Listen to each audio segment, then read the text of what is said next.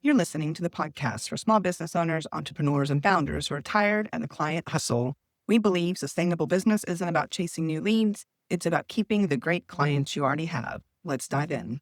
Those of you that know me and you know about Sweet Sadie, if you look right, there she is, Sadie. Sadie, you want to get? Oh, there she is. She doesn't get on camera very often, but a lot of times she's laying right behind me, right there. Yeah, pretty girl. And she came in when I got home and she was like, Mom, I want to come hang out with you. Mom. If we haven't met yet, my name is Sam.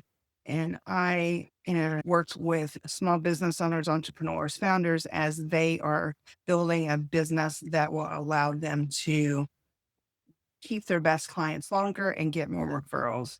I'm actually working on one of my favorite things. I have a mailing I do once a month where it's a very special thing. Not everybody knows about this, but it's one of my favorite things to do. And I'm putting the stamps on the letters and just figured I could talk while I'm doing that. Last Thursday or Friday, there was an in-person networking meeting that I had signed up for, and I had forgotten that I signed up for it. But it was on my calendar, and so I went. And it was super last minute. I actually did a post on Facebook. Like I didn't have time to overthink all the things that could go wrong. And it was a really great event. And I got to meet with several people. And today when I went out, I was meeting a woman that I met there in a local coffee shop. And one of the other women that I met at that event last week was standing out there. I'm like, hey, I met you at that event. Said, your name is Jennifer, right? And she's, yeah, you're Sam. I'm like, oh, yeah. Look what happens when you leave your house. You get to see people you met before. So anyway, so the woman that I met today, she's actually a publisher with Into. And for those of you that have been around for a while, know that I used to have a publication with Into in the Plano, Texas area. It was called King's Ridge. And I really loved what I did with the publication, the community, the neighbors, the people, just it was amazing. One of the main reasons I closed that publication though, was because I believed I was meant to be able to work from wherever I was and allow other people to do the same thing. And one of the big things about those publications is you post events on a periodic basis. And I would not be able to do those events and be anywhere that I wanted to be. And so I made the difficult decision to close the company. And when I did that, I had no idea what I was going to do. I can remember my dad saying, couldn't you get a job first or decide what you're going to do first? And I'm like, yeah, that's not what God has for me this time. And so I closed the publication before I knew what I was going to do. I remember praying that I would get a job at Hobby Lobby. That would have been the worst thing ever. I would have been the worst Hobby Lobby employee. And anyway, so God did not answer that prayer. That's an unanswered prayer, and I'm okay with that. But what he did do was connect me with one of my best friends now. We met just over 7 years ago, Coach Dale, and he's actually releasing a new book on April 7th. That's coming out really soon. So as soon as I have the information, I'll be sharing about it here and in other places as well. But when I met Dale, then I went through one of his coaching processes and it truly changed my life. It helped me see who I was meant to be, how I'm supposed to show up in the world and what God created me to do. And so now I've built a business based on my strengths, not on like I was trying to get better at everything I sucked at and I was never going to be able to do it. And tomorrow happens to be my 7-year birthday with the business I started called Your Admin Ninja. And 7 years, y'all, it's hard to believe. And I'll do a video or a post or something tomorrow. Every year on my birthday, I go buy myself flowers and I buy myself a cupcake.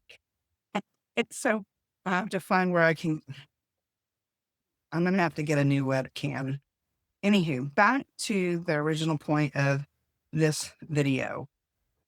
The woman I met with today was a publisher from a neighborhood publication in the community.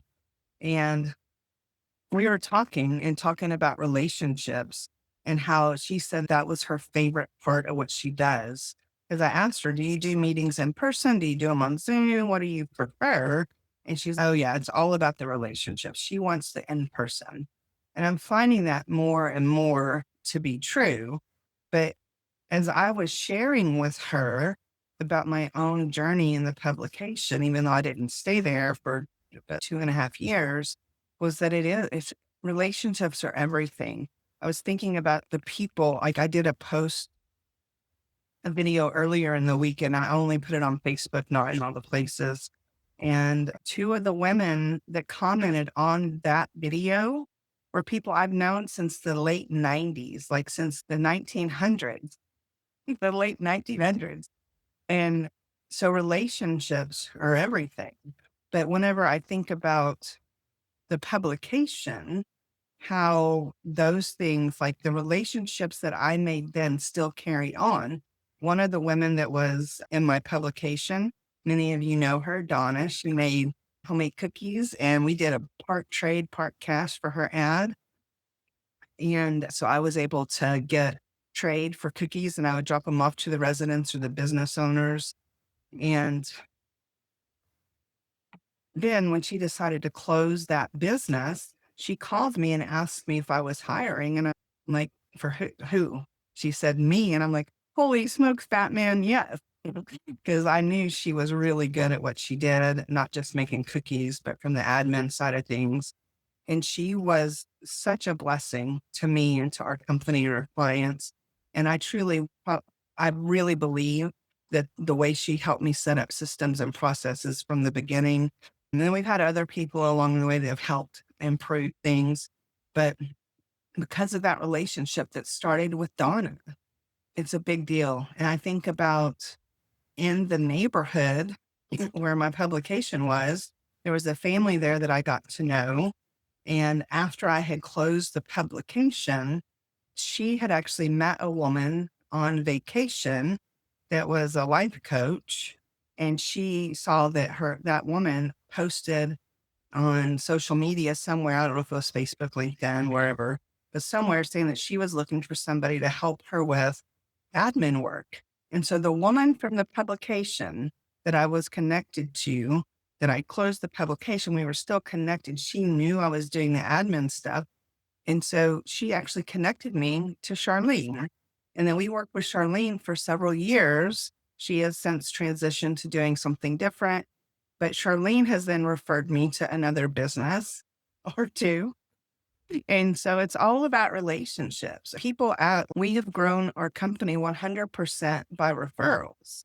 And there's a reason for that. There's a reason that we're able to do that because I understand relationships are everything. And so when you go into a meeting like today at the coffee shop with this woman, Monty was getting ready to go do some work. I'm like, I'm going to work too. He's like, you going to work or are you going to have breakfast or coffee? So I'm probably going to have coffee. But that coffee conversation was intentional for me to get to know her and to connect with her.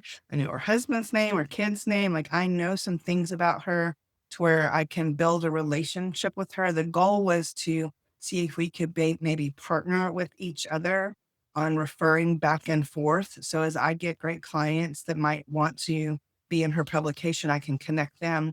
When she gets great clients that might want to learn about the retention process we teach and help implement for. So it was all about the connection. I did not go into this meeting thinking, how can I sell her? The way I went into this meeting was, how can I connect with her? And you know what? As I'm telling her, she asked me, so what do you do for client retention? How does it work? And I said, well, there's a 3-step process. If this is what we do. And I said, I'm going to use you as an example, but that's just because it's easy. I'm not trying to sell you. I'm going to tell you what we would do. And so I told her, and then she's, could you do the client retention for this other part of my business? She has 2 things. And I said, yeah. And so now we have a call on Monday to talk about us doing the client retention for her. If I had gone in with a thing like an agenda of here's all the things we do, then she's going to feel like she's being sold to.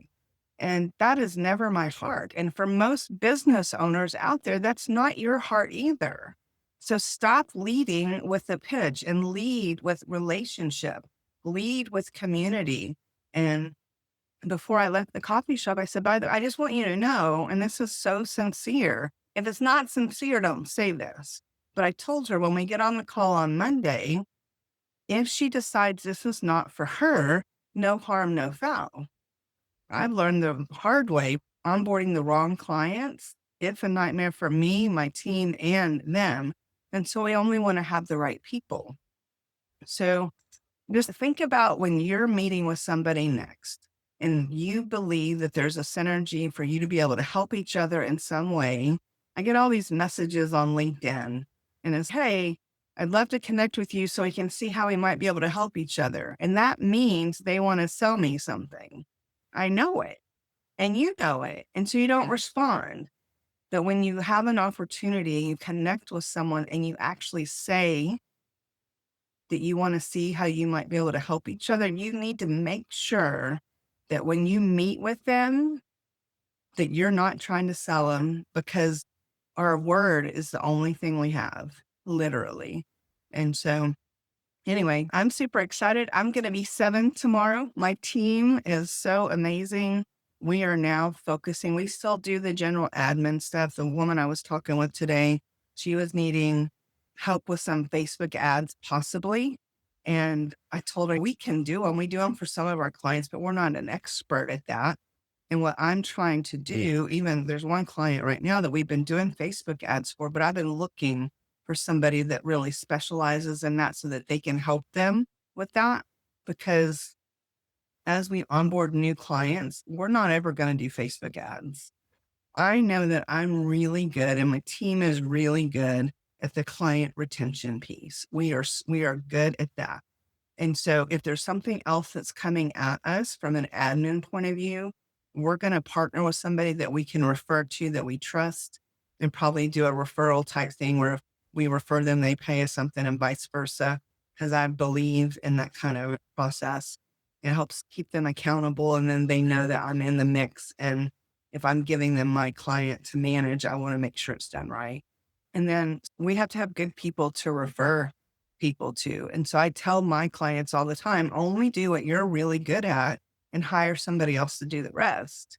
And we've been trying to be the one that can do all the things for our clients and we can, and I'm good at a lot of them. My team's good at a lot of them, but I'm not going to be known for doing all the things. I'm going to be known for client retention, helping your best clients stay longer, get you more referrals. And if you can double or triple your revenue by not getting any more clients, by keeping the ones you already have longer, who wouldn't want to do that? And the other thing, though, is if what I appreciated about this woman that I met with today is we were talking about referring back and forth, and she made a comment. She would really want to be able to experience what I do so she could refer me to know it works. And I said, that makes total sense, right? Why would you refer somebody if you've never experienced what they do? And so I said, but I can refer you because I know what the publication does and I know that they have standards and that kind of thing. So anyway, build on relationships. Relationships is where it's at. Make sure you focus on relationships. If you're going into a situation, figure out how you can help, how you can serve. When you go from a place of selling to serving, I'll tell you what, it's a game changer. So I'm almost done with my stamps. So I'm going to go. See y'all. Remember, the fastest path to growth isn't always the next new client. It's strengthening your relationships with your current ones. And if you want to be a guest to share your tip or get personalized retention advice, check the show notes for details. Thanks for listening.